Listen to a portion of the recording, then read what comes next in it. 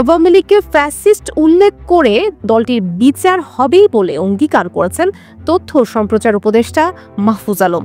বৃহস্পতিবার সন্ধ্যায় এক ফেসবুক পোস্টে তিনি অঙ্গীকার করেন। মাহফুজ আলম বলেন, দল হিসেবে লীগের বিচারের প্রভিশন যুক্ত করা হবে। ওই দিনও আমি যদি ভুল না বলি, আমি সংখ্যাটা হয়তো কম বেশ হবে, 13 থেকে 17 জন লোক মারা গেছে।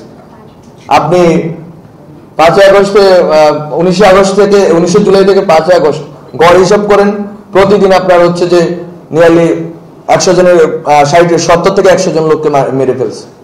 এই যে তীব্রতা, এটার সাথে অন্য কোনো কিছু তুলনা হয় না। কৈফিয়ত কিংবা বাস্তবতা শিরোনামে নিজের ফেসবুকে তিনি লেখেন, ক্ষমতার ভারকেন্দ্র অনেকগুলো, ফলে কাজের দায় সরকারের, কিন্তু কাজ করে ক্ষমতার অন্যান্য ভরকেন্দ্র। জোড়াতালি দিয়ে গণতান্ত্রিক রূপান্তর সম্ভব নয় নতুন রাজনৈতিক বন্দোবস্ত।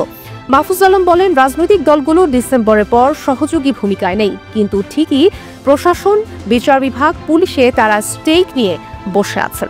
স্টাবলিশমেন্ট দ্বিদলীয় বৃত্তে ফিরতে এবং ছাত্রদের মাইনাস করতে প্রতিজ্ঞাবদ্ধ। তথ্য সম্প্রচার উপদেষ্টা আরও বলেন, শহীদ আহতদের ক্ষেত্রে এবং বিচারের প্রশ্নে সরকার সহ সকল অংশীজন অসফল।